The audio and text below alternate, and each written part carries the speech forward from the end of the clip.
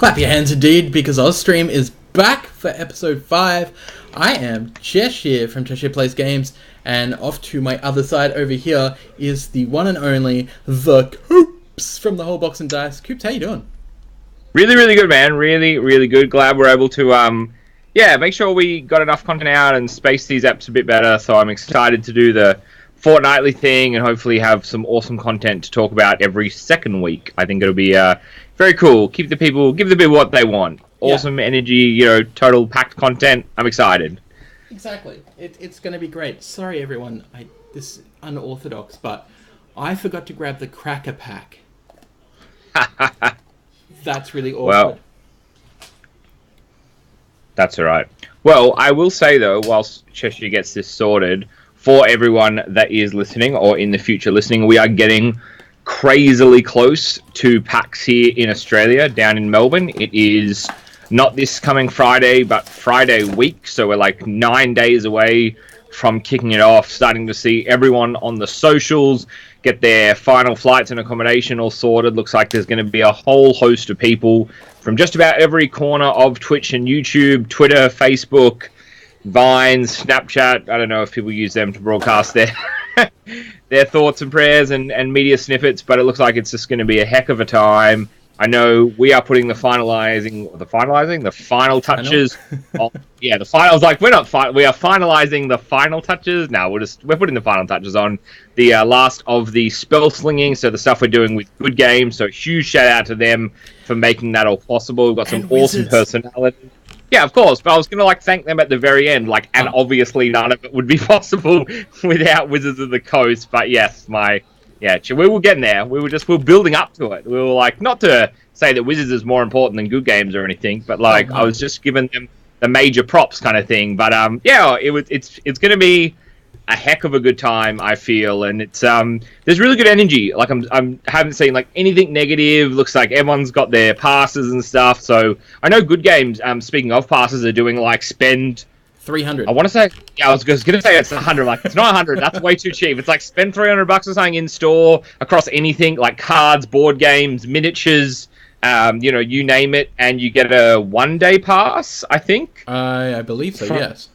Yeah, I think it's spend $300 in store, and I'm pretty sure they're still doing pre-ordering of Iconic Masters for $320 a box here in Australia. So it's pretty much go pre-order a box and get a free day at PAX, so that's pretty cool. You can come hang with us and do some spell slinging. I picked up the last couple of cards I need for some absolutely filthy decks that I plan to unleash on all of you beautiful, unsuspecting human beings. I make no apologies for the monstrosities that I've put together.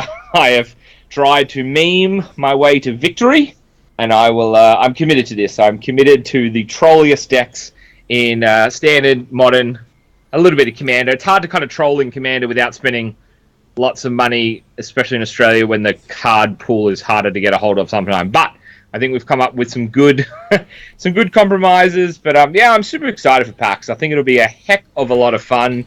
And fly down to Melbourne on Thursday night. I think. Woo. Probably should check my itinerary. I'm 90% sure, but I think it's Thursday night. I'm gonna get one of those Mikey cards, the weird public transport credit card thing. Yeah, so I can be boop. Speaking of PAX, so on the Friday we're going to be doing exhibition drafts. That will be a variety of different streamers and content creators. It'll be some board game designers from Rule and Make. We have some community guests like Fisher. Cool. Who's going to be with us as well. We've got, I'm sure that we've got Dakota, which is an Australian MTG streamer coming with us, and a whole bunch of other people. So that's going to be really exciting. So we're doing Ixalan from 10:30 in the morning on Friday, and then we're doing Conspiracy to Take the Crown from approximately 1 or 2 p.m, I believe. So that's going to be exciting. Yeah. On the Saturday morning, we have some spell slinging with myself, Coops, of course, Caitlin, Chinglish TV. We've got ZiggyD TV, or ZiggyD, I think. I don't know. I don't think he puts the TV at the end of his name. Nah. I've been a really stressful week, and I'll talk about that in a second. And of course, his partner / manager, Amie Gilbert, is going to be coming She's with us a lot. as well.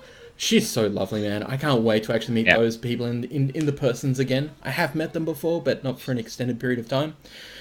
Saturday afternoon, starting at 2 p.m, we have the countdown to Magic the Gathering's 25th anniversary, where you, the viewer, come to our panel, because it's going to be grouse. There's like 300 seats. I just said grouse, which is from the 80s. That's how stressed I've been this week trying to get everything planned and finished up. But it's myself, it's Jamie Lawrence from Good Games, it's Coops, of course, it's Alice Clark, who's a freelance journalist and a really great Commander player from Planeswalkers for Diversity, and also the Diversity Lounge at PAX every year. So that's a good score. Caitlin as well, Caitlin Giganti, which is part of our AUStream initiative, plus Melbourne Gamers. So get down to that. In the afternoon, I will be playing with Liv from Clicky Sticks, and we'll be doing some Planeswalker versus Rumble. So that's going to be pretty epic. So she doesn't know how to play at all. She has no exposure to the game, because this is something new that I want to try. And this might not be an all-the-time thing. This might just be a special PAX thing where I just take in another streamer or content creator from outside our sphere and go, here's a Planeswalker deck, you and I'm going to teach you, and then we're going to play, and I'm going to ask you questions about how you think about the game, how you feel about the game, how easy it was for you to pick up. Because I think that that's the best kind of feedback that Wizards could possibly get, is for somebody completely removed from the game. And that's what I want to try, because that's who these decks are aimed at. Then on the Sunday, we have Casual Commander all day. All day! Yeah. Casual Commander, whoop whoop! And not just that, we also have some arch enemy Nicol Bolas in the house. We have 4 copies we'll be playing. I actually have a copy here. We got 4 from Wizards, but we'll still only have 4 because a copy might be given away at our panel as a special thing that I wasn't initially going to mention, but it slipped out, so there you go, you've got the information. We also have some bundles, not very many, very, very few, but we've got, I think, 2 bundles to give away during the... my brain hasn't worked. During the panel, and some boosters, and hopefully some pirate hats, depending, which has made my week a little bit more stressful than I would have liked, because pirate hats, damn pirate hats. But that's PAX. We're going to be there. There's going to be a lot going on, and I'm going to be extremely stressed, so pictures of kittens and coffees are very much welcome. How about you? You're doing some DBS stuff there, as well as our stuff? Yeah, I might like try and squeeze in a little bit. I know they're doing some like good games.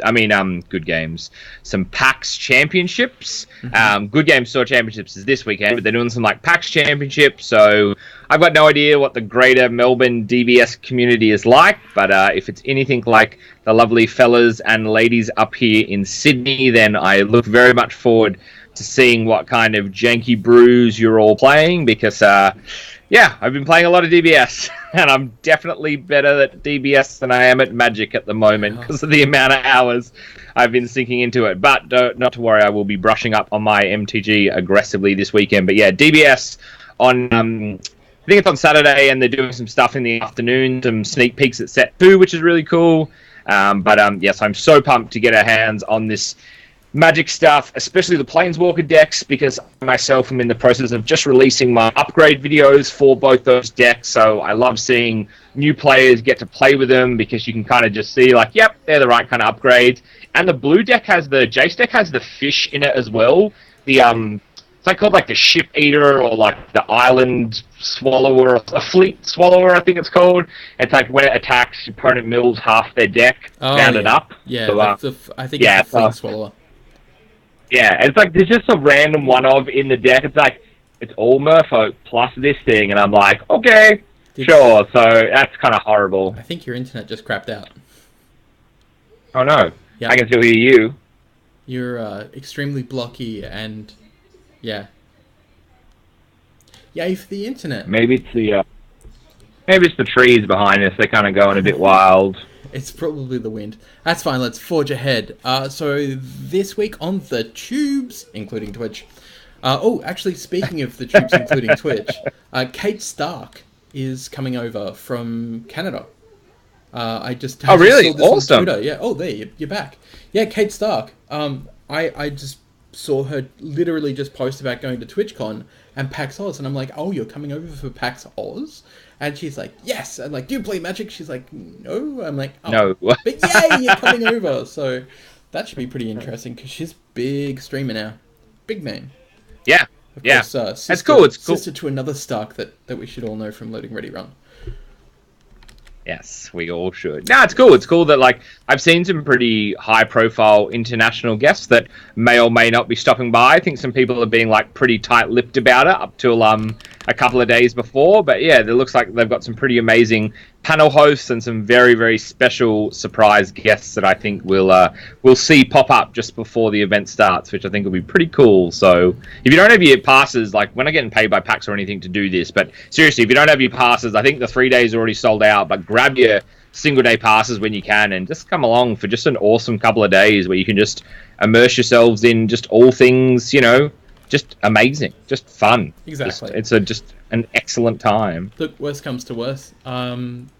Just come hang out with us on the Saturday. Go to Good Games and spend like $300. Get yourself a free ticket. I mean, that's the thing, right? Like 2 boxes, you've got a free ticket. A box of Iconic Masters. A couple of deck boxes, some sleeves, and an unset box. Like you're on your way to PAX. Like how can you turn that down? That's actually really good value.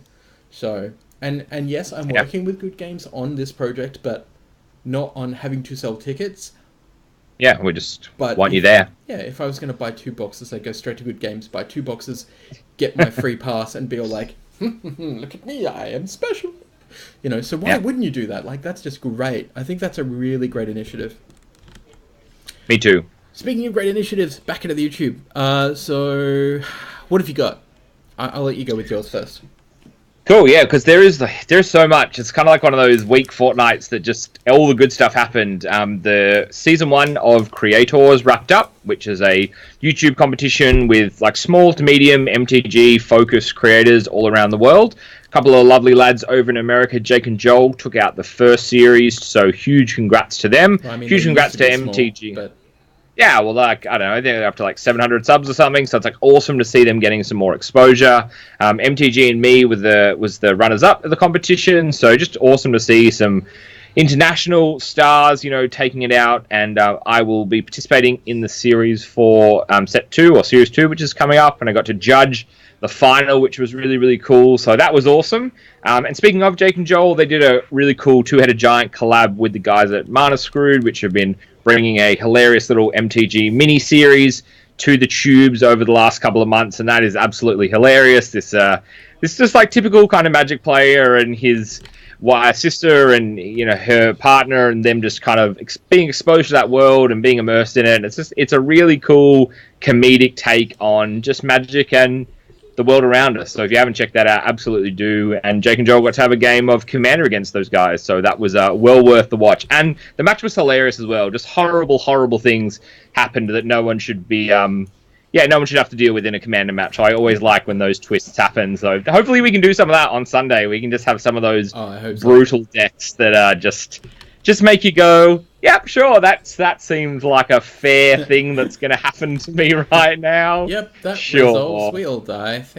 We all die. I may or may not have a deck that can kill everyone, including myself, by turn 5. Yeah. I like it. And I like it. I might not bring it, but I'm tempted just for the cheese factor of killing everyone on turn 5.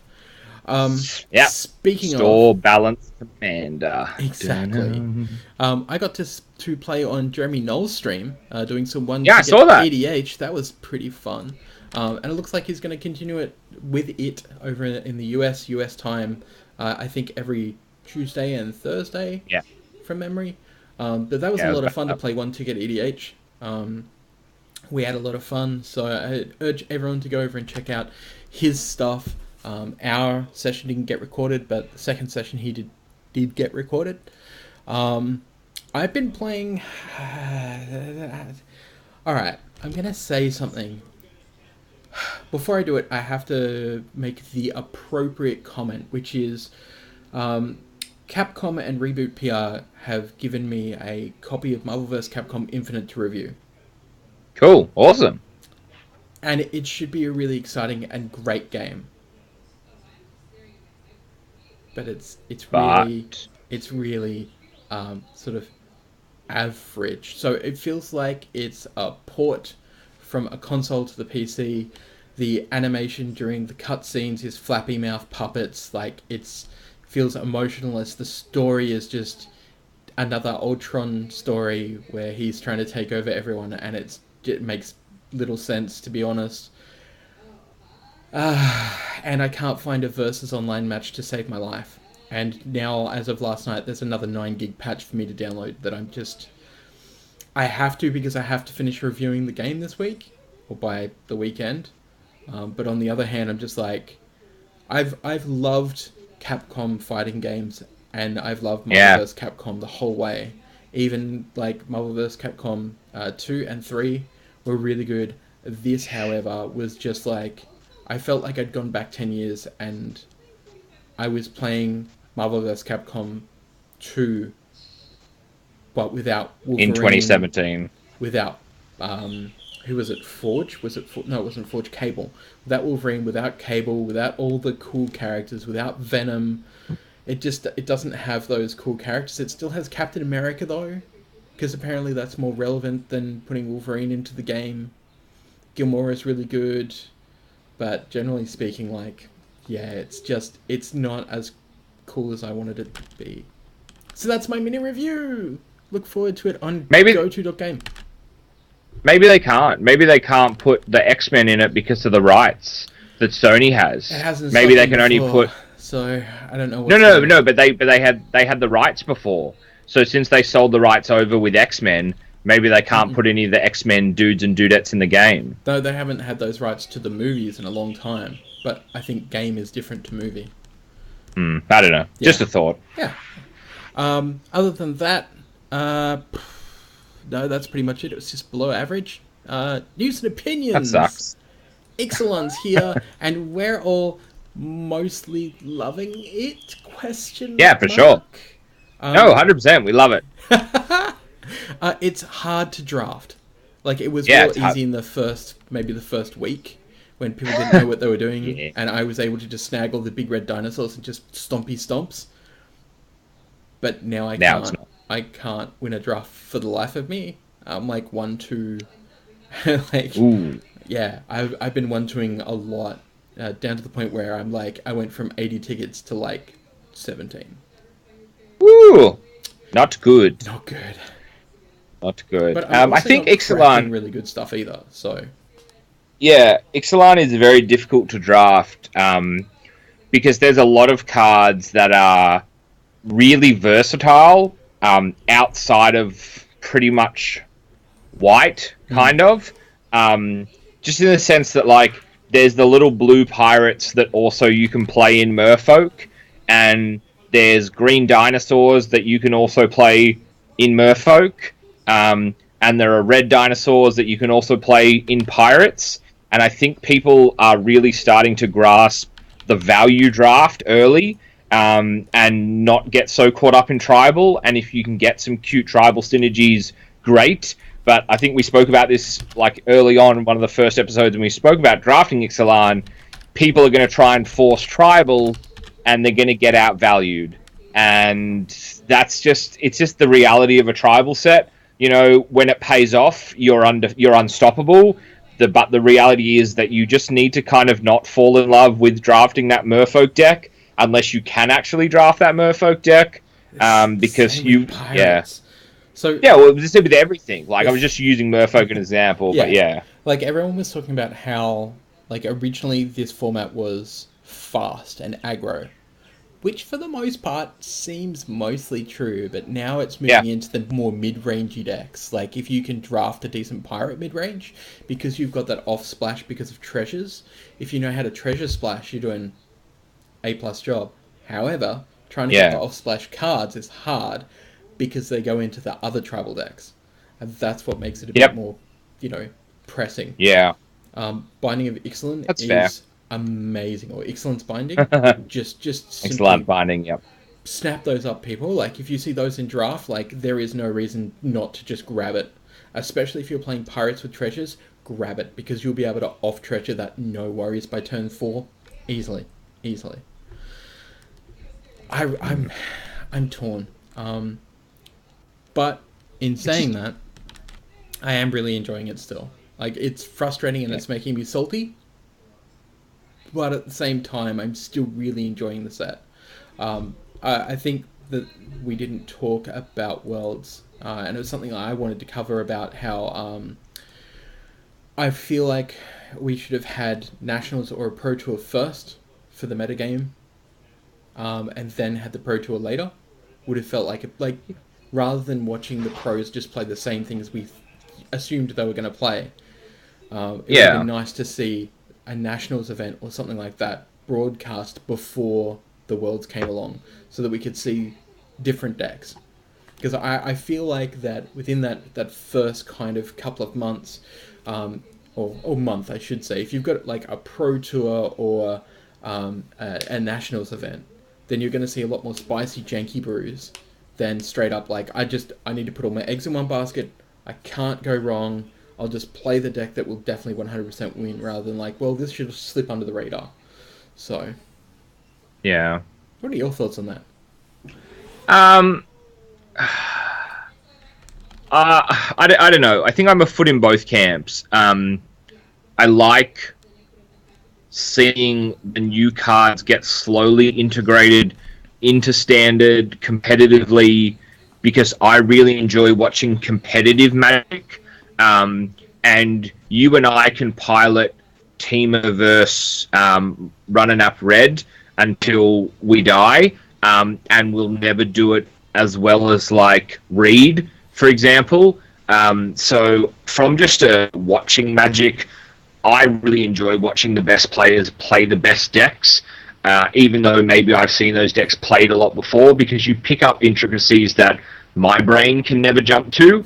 But I do, but I can appreciate the other side where it's like, it's Teamer again. And even though it's like, it's just Teamer with like Scarab God or like Hostage Taker, like that's enough for me to get pumped. But I know there are a lot of people that's not enough for them to get pumped. So yeah, that's why I'm kind of like a foot in both camp. I can appreciate the people that aren't excited, but I love how they've taken like that Teamer shell, and now we're seeing like 4-color and UBG energy, and I saw like Abzan tokens and Esper gifts, and like I'm seeing some really funky stuff kind of kick around at the moment. Just and opens, yeah, like, we're about to see John Getty come back. You know, and that would be interesting.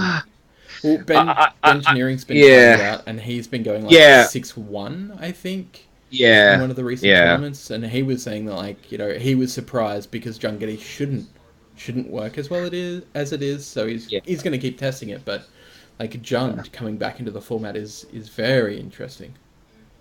There was a list I saw the other day on MTGO that was Sultai Energy, right?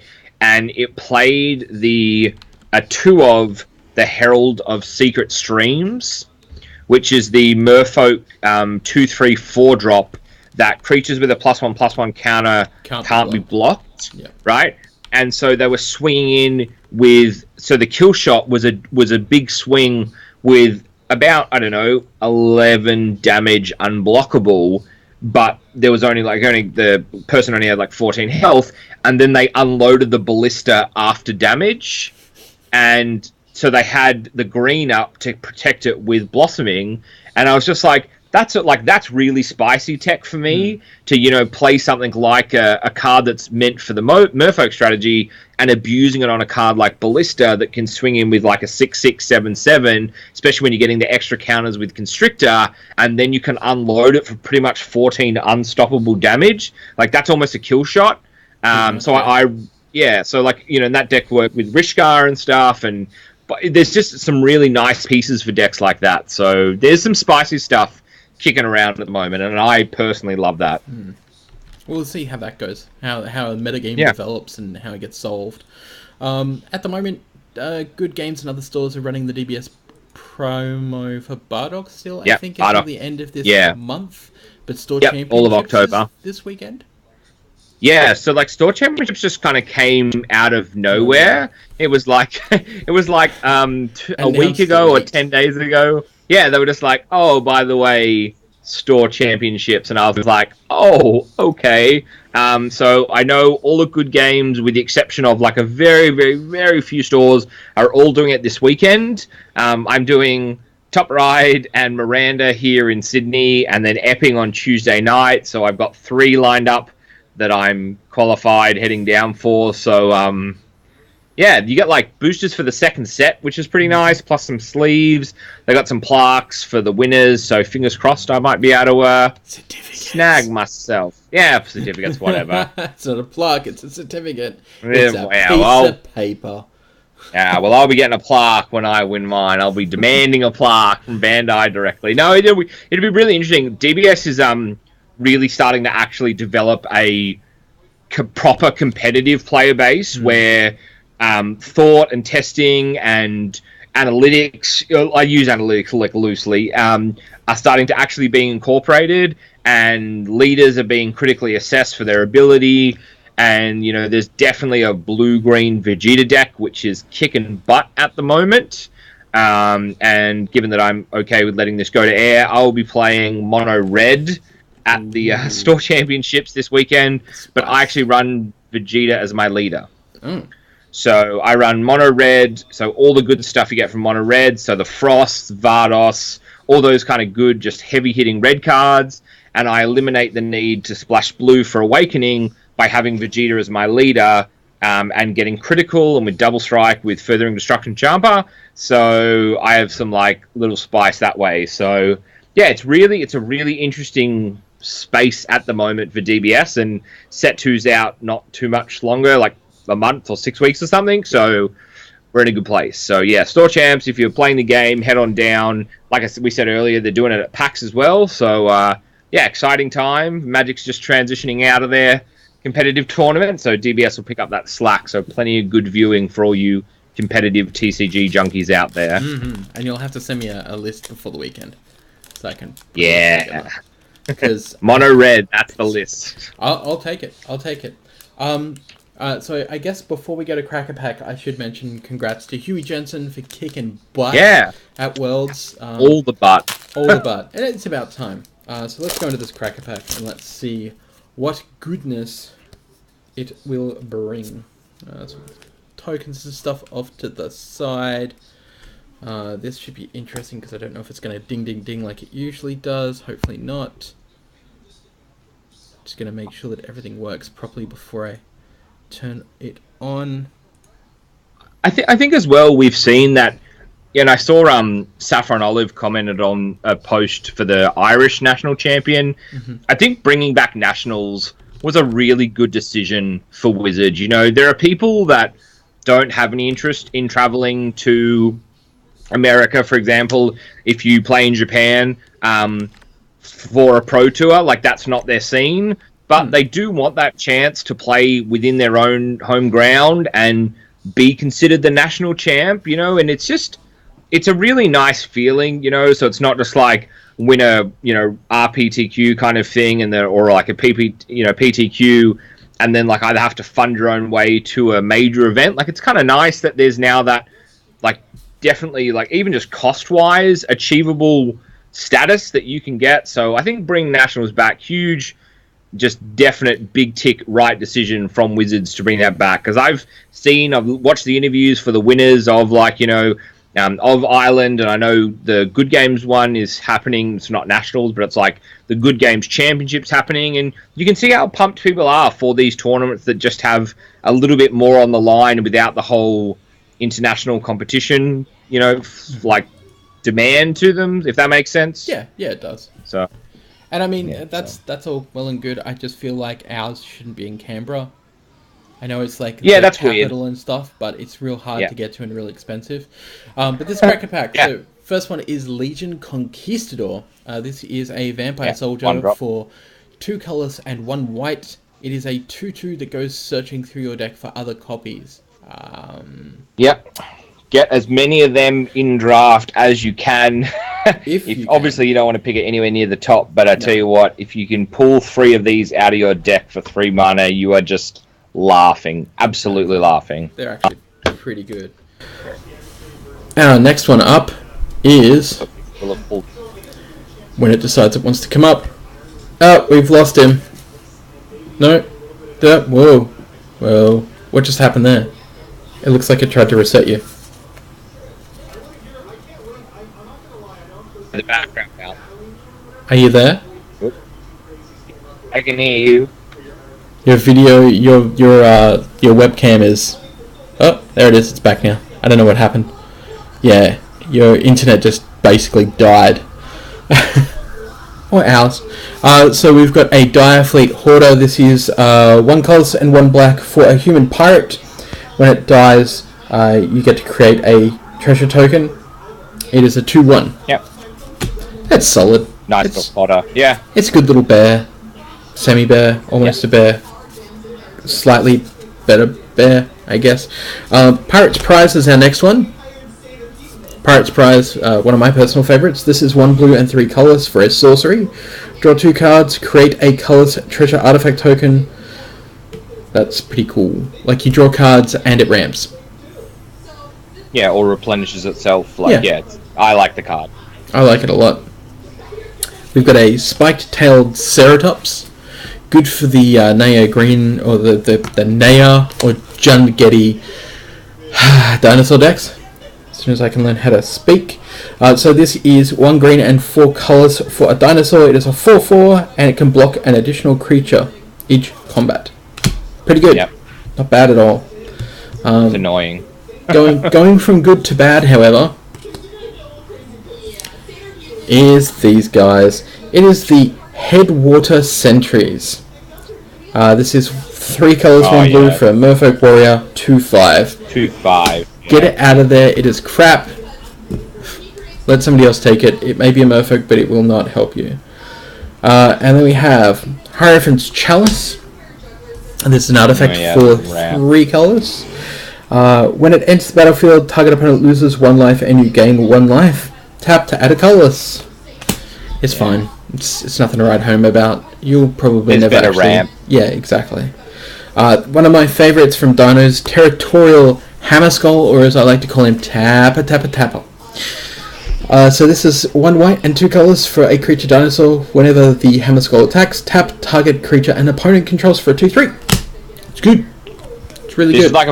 This is a first pick for me now in a lot of packs. Yep. Just because even in like the white black dinosaurs, white black vampires, or red white dinos, or Nye dinos, or green white dinos, I put preface in saying Nye is very difficult to actually get off well at the moment. But any of the 2-color dinos, this thing just takes something out of combat. It's nuts, especially when you can tap down their flyer and get your flyer in for damage.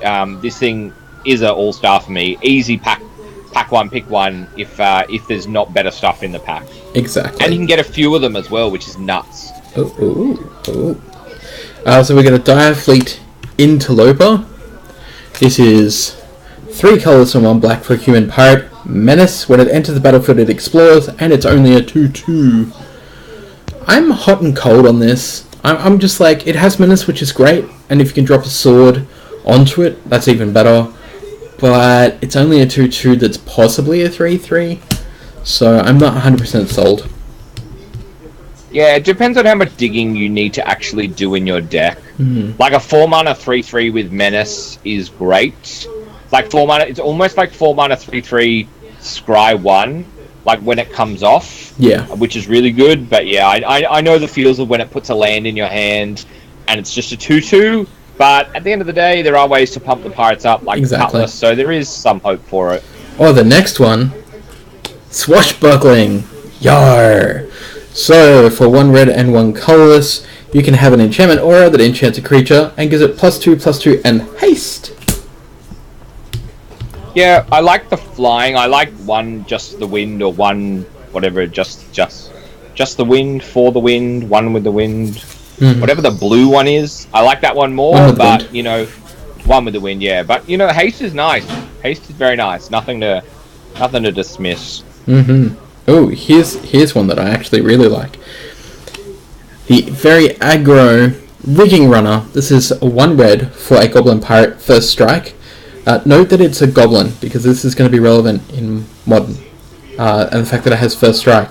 So it has Raid, so when it enters the battlefield, It'll enter with a +1/+1 counter if you attacked with a creature on this turn.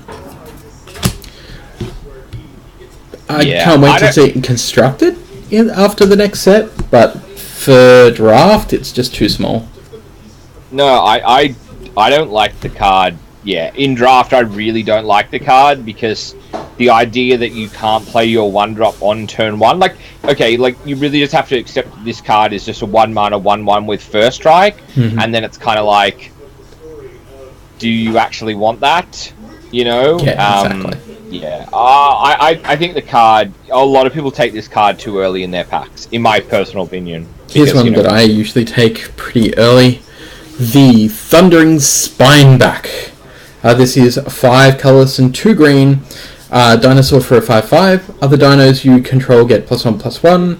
And then for 5 colours and a green, you can create a 3/3 dino with trample.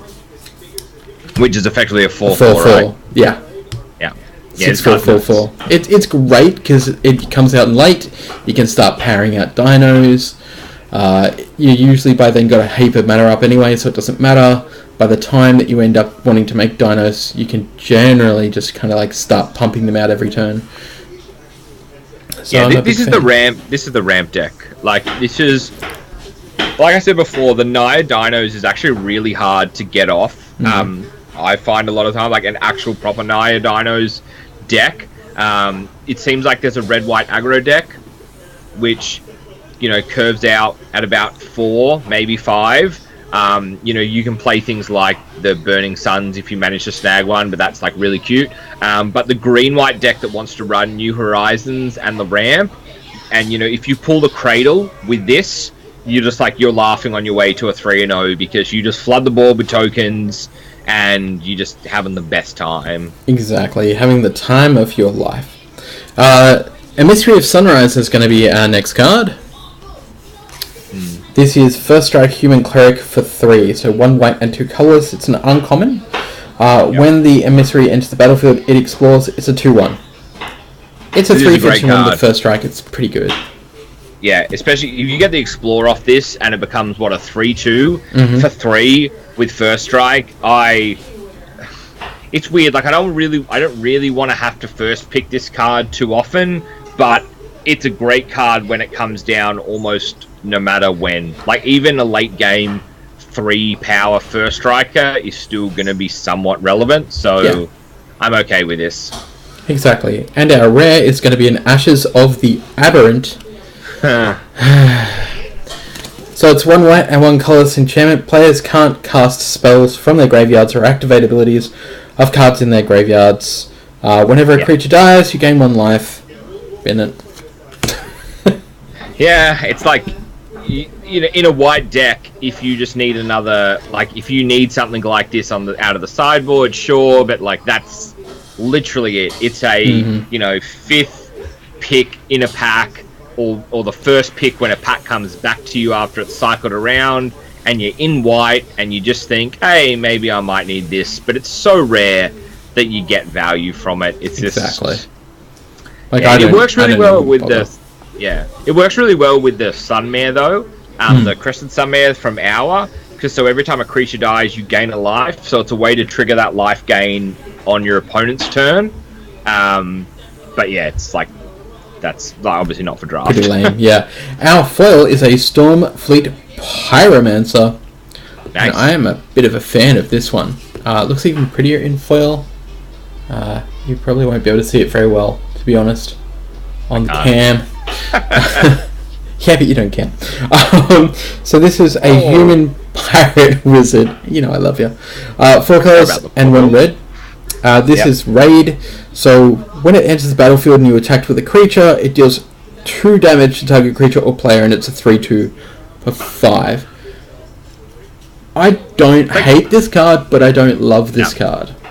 Yeah, the amount of times I think it's 50-50.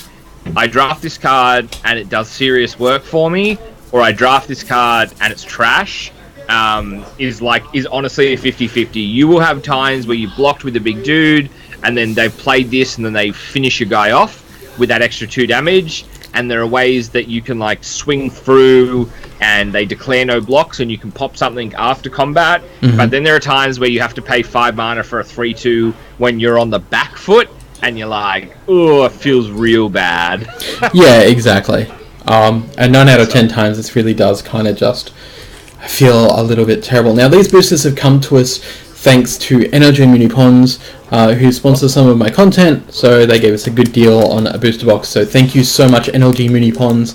That is Isaac Cafarera, who is the same guy who actually does the Commander the Gathering playmats, and the border on Commander the Gathering with Brad Diyoshi. Now, do we want to crack another booster? If you have boosters crap, I'll never say no to another booster. Of course not. From the man who made his subscriber list out of Kraken boosters. I'm kidding. No, but seriously, I really did. I love Kraken boosters. Sort of, but you... I have such a good time. But you have really good content. That's what I was trying to get at. Okay. Okay, so first trying to pay me a compliment. I see how this game works. It was all like, I love Cracker Pack. Exactly. I do love your Cracker Packs, though. I crack some good stuff. I crack some really, really good stuff. Yeah, and I usually just crack crap. Don't worry, we'll get there with this one as well. Well, I think I've cracked like 6 invocation or masterpieces on camera, and I cracked a Force of Will from my Eternal Masters box, and my Modern Masters I cracked Lily and Goyf in 5 packs. And instead I got, what, 3 Sacklands, the Foil Snapcaster, the normal Snapcaster, and the Blood Moon. That was my only really solid box that I've ever had, and that was thanks to Wizards. So, first card up, we've got a Dinosaur. It is a 4/2 Frenzied Raptor for 1 red and 2 colours. It's fine. Yeah, this one, I feel like this is filler at the end of the red-white aggro deck, but nice to have. Yeah. Speaking of the red-white aggro deck, we've got a Terran Knight. So this is a human knight for 1 white and 3 colours. Gains flying as long as you control Dinosaur. It's a 3/3. It's good. This is a great card. In that red-white Dinosaur deck, a 4-mana 3/3 fly, you'll draft that all the time. In a Dino-heavy deck, there should be no reason that you don't have, can't give this flying. Do just remember, though, that if they ping it's not like it gains flying and then it can keep it. So if they ping your Dino when you move to combat, it then loses flying. Crashes back to Earth. Yeah, and I caught someone off guard with this, and they're like, oh, why doesn't it have flying? And I was like, because you now don't have the Dinosaur to go through, and I was like, feels bad, but learning experience for them, I guess. Exactly. Next up is a Queen's Bay Soldier. This is a 1 black and 1 colourless for a Vampire Soldier. It's a 2/2. It's a bear. It's a bear, yep. It's fine. It's a bear. Rummaging Goblin, I think that this is probably one of the worst cards to come out of the set. This is 1 red and 2 colours. For a Goblin Rogue, it's a 1/1 for 3, but you can tap it to discard a card and draw a card. So it's 3 for a 1/1 with Rummage. That's terrible. Yeah. I only take this when I'm desperate. It's like the last 3 picks, and it's in my colours. I'll take it. Talking about on the other side of 3 colours, 3 costs though, we have the Siren Lookout, which is 1 blue and 2 colours. Siren Pirate with flying. It is a 1/2, but when it enters the battlefield, it explores. It's real good. Yeah, it's like there's a deck around this. When you can, even like when you can 2-drop this. No 2-drop this. When you can play this and get the explore, and then play Cutlass next turn, you're just like, yo, what up? I'm now controlling the skies. So I like this card a lot. Next up is a Ravenous Daggertooth, which is also a very, very great dinosaur if you ask me.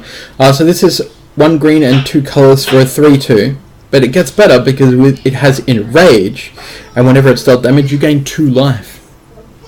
Yeah, it's not bad. I'd rather the one that fetches you a land, but this is definitely something you can play in Dinosaurs. Exactly. This is really good with Stomp.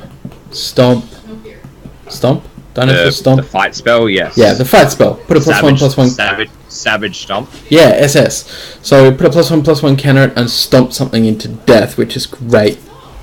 Yep. Bad card. Demolish. Do we even need to tell you about this one? It is a sorcery for 1 red and 3 colors. Destroy target artifact or land. Pick this card every single time. LD in standard lives. Next Seriously, one I'm is... not kidding. I love this card. I seriously love being able to sideboard this. It's like, it's the meanest thing. You don't actually do this if you want to try and win, but there is nothing better than playing Demolish on turn 4 and just killing one of their lands, and they're just like, but why would you actually do that to me? And I'm like, yeah, but look for you. Now you're down a land. It is actually kind of relevant for taking out some of those lands that are the new, the enchantment flip lands. Yeah. It is nice to have one of these as a sideboard, but obviously you pick it up when it wheels back around to you and there's like 2 cards left in the pack, because you can always get one of these. Exactly. Next up is good old Duress. When it wants to pop up. This is a sorcery. This is for 1 black. Target opponent reveals his or her hand. You choose a non-creature, non-land. Your opponent then discards that card.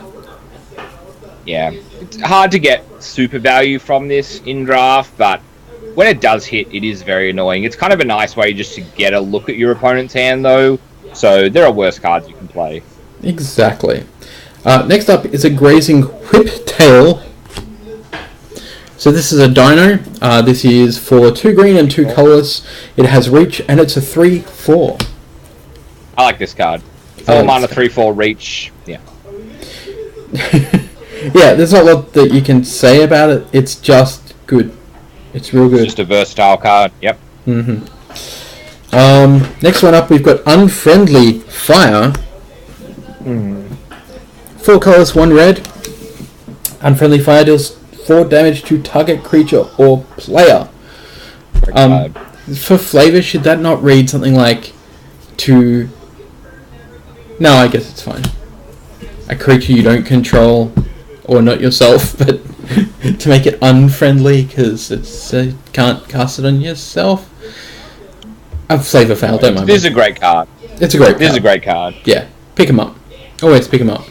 I mean, it's 5 for 4 damage. Like, that's not terrible. Like, that's on mana par. If, even better is the fact that it can double as both removal or a finisher. Can clean up the last couple of damage. Absolutely can clean up the last couple of damage. Like, you can swing in and people will force block because they think you could be holding this in your hand, and they know if they let the damage go through, they put themselves in this range. So you can get favourable trades out of this. Next up, Wanted Scoundrels. So this is 1 black and 1 colours for a human pirate for 3. Oh, yeah. When it dies, target opponent gets ramp of 2 colours, treasure, artifact tokens. Really aggro. Live the dream. Live the dream. Yeah. This on turn 2 and then Cutlass on turn 3 equals you smashing with a 6/4 to the opponent's face, and your opponent just going, oh, that's game.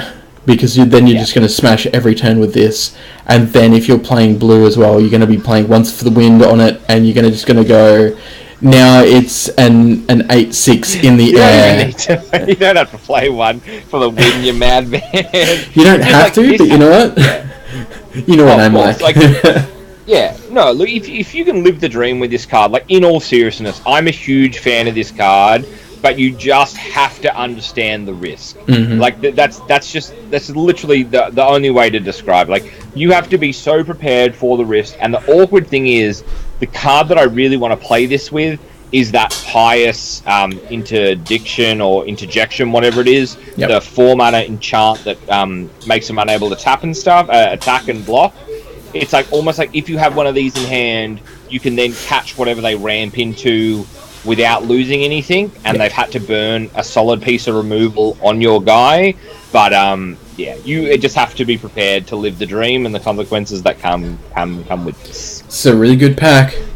The next one is a Glorifier of Dusk. This is 3 colours and 2 white for a Vampire Soldier. It is a 4/4, so already a 4/4 for 5 is pretty good. But considering it's a vampire and it goes in the life gain vampire deck, you can pay 2 life and it gains flying, pay another 2 life and it gains vigilance. They're interchangeable too, people, so you can just swing in with it with a 4/4 vigilance for fun. Like, you're playing vampires, you're probably going to have enough life to do it.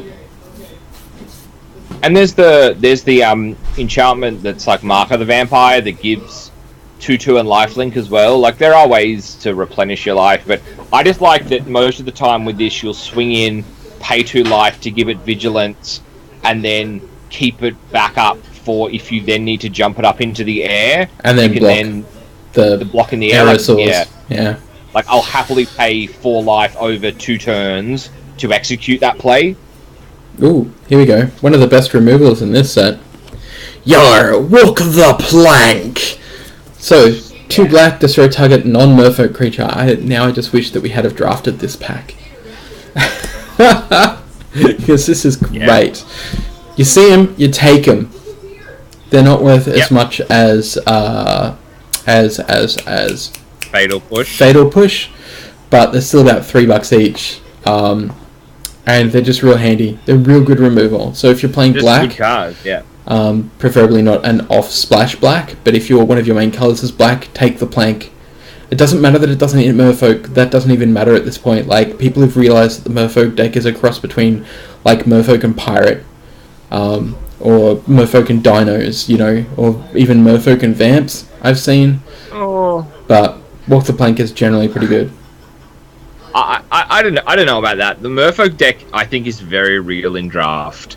Like the River Sneak and the just like the Wayfinders, the Tishana the Pathfinders, like all the Delvers and stuff. There is a very real aggro, low to the ground, 15 land Merfolk deck, and the reality is that a Walk the Plank in your 1 in 40 cards, or even 2 in 40 cards, it wouldn't have saved you anyway, even if it was a Fatal Push.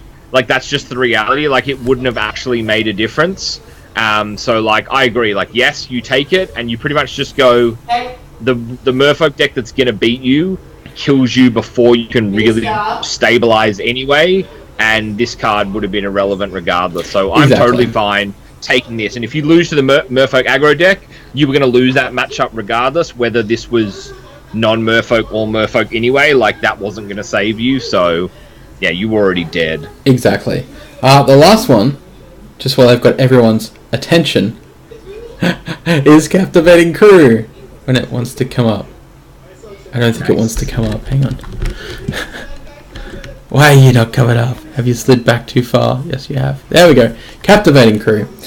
So this is a human pirate. This is 3 colours and 1 red. This is a 4/3. 4 red and 3, not even tapped, just red and 3. Gain control of target creature and opponent controls until the end of turn. Untap it. Gains haste. Activate only when you could activate a sorcery. That's the worst part of the text. Everything else is just like, look at this amazing rare. Like, just real good. Yeah, we call this guy Mr. Steal Your Girl, is what we call him, and it's very annoying to lose your stuff to this, and it's highly repeatable, and it's good value. It's not like it's a 1/4 for 4. The bodies on it is good as well. Like, it's very annoying. Like, this will never see hardcore play, obviously, but it's so frustrating in draft when they take your bomb and smack you back with it. And he will just come in and just steal your girl. See? That's why, Mr. Steal Your Girl.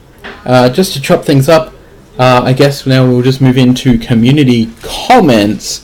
And we got one from Hyperstrike, Matthew Rasp. And he says, favourite mana combination, also can Charizard be used in tournaments? So Hyperstrike, you're a troll. And if you've ever listened to anything that we've done, you would know that for me it's Is It. I always love it when people ask those questions and it's just like, well, actually I talk about Is It all the time. All the time. Like, I saying it's the first commander deck I played, it's my favourite colour combination ever, I love counterburn, I've always loved things that allowed me to counterburn. Suffocating Blast was always amazing. Counter a spell and then deal 3 damage to target opponent's creature, because it's so controlling and so good. And then you can mix it with things that are slightly outside that field and play Undermines as well. And then all of a sudden I'm looking at Absorb, Undermine, and Suffocating Blast and going, I can do 4 color. It's fine. What about yourself? Well, that's really hard. I don't know if I have a favorite color, in all seriousness, because my heart is just where the jank is. Like, that's my color combination is who can give me the jankiest stuff. Like, in Modern, I would have to say my favorite color is white, just because of, like, the meme level stuff you can do in white is amazing for me. Like, I play Enduring Ideal and Restore Balance decks. Like, that's the kind of person that I am.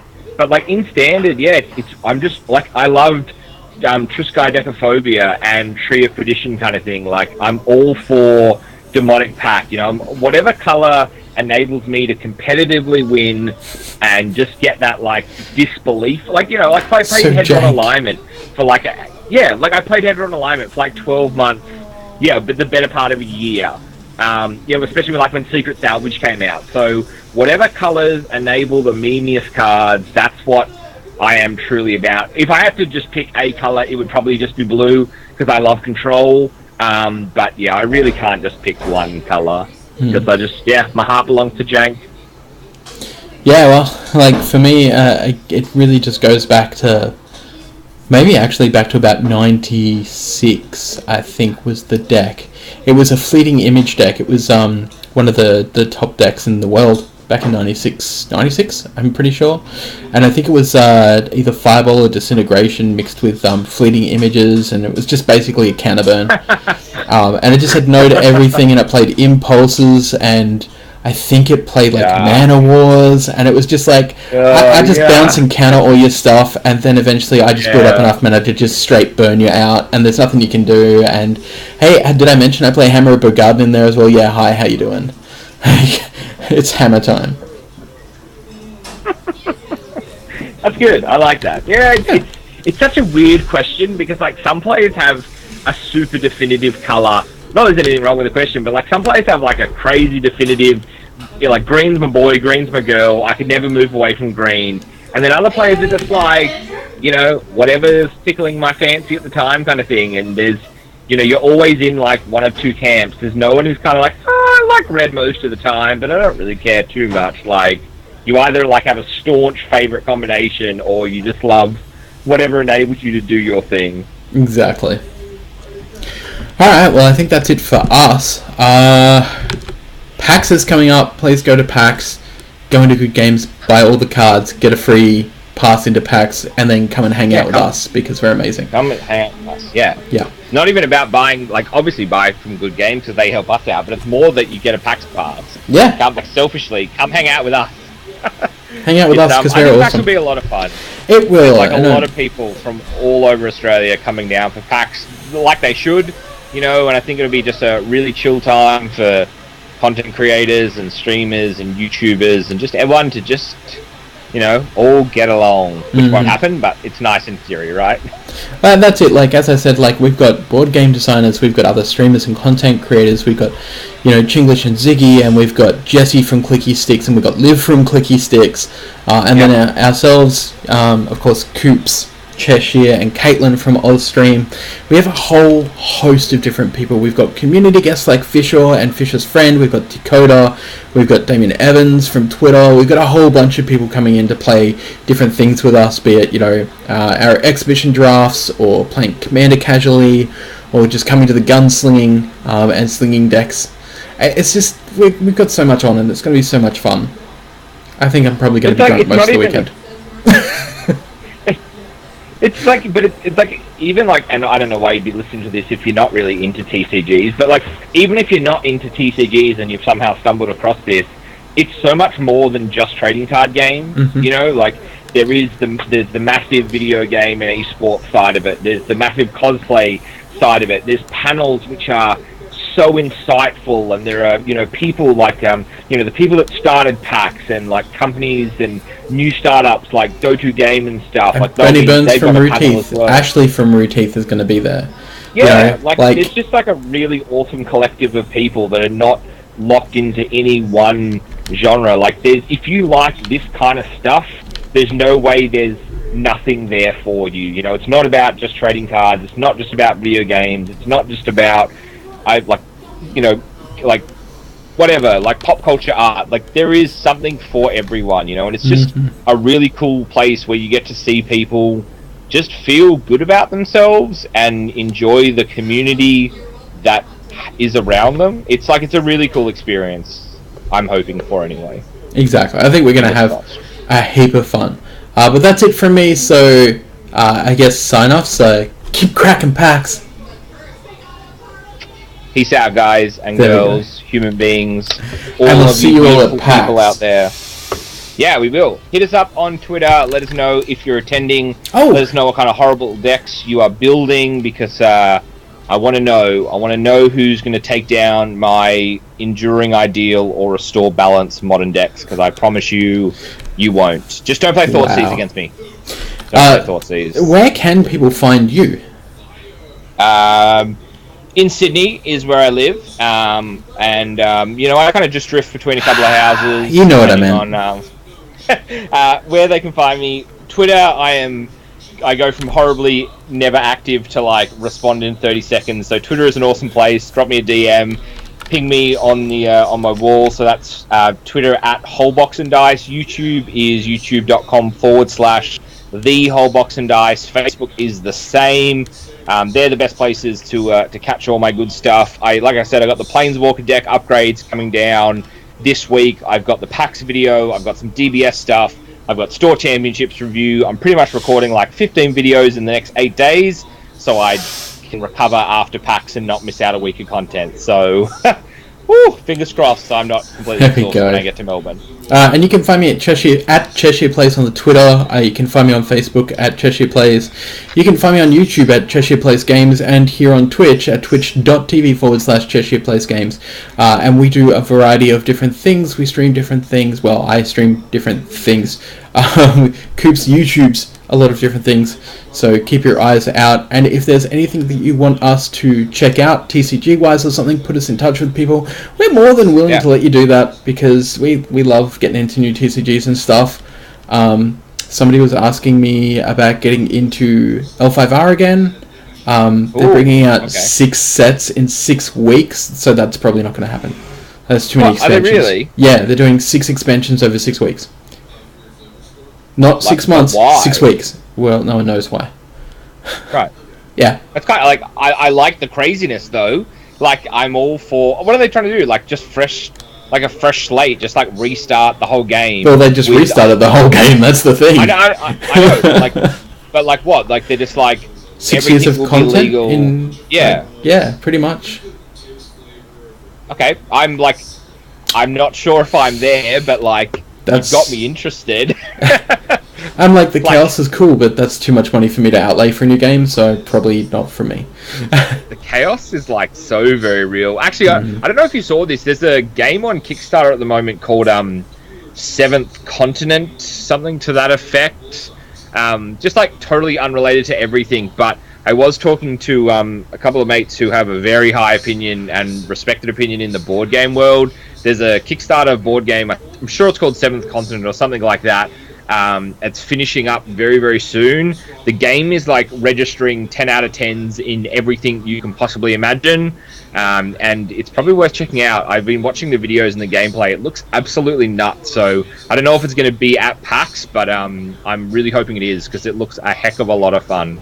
I guess we'll see. Totally off topic. Yeah. So we'll see you all at PAX. Peace. Peace. Just do my line. I'll always do your lines. Fine. Keep cracking packs. Ah, man.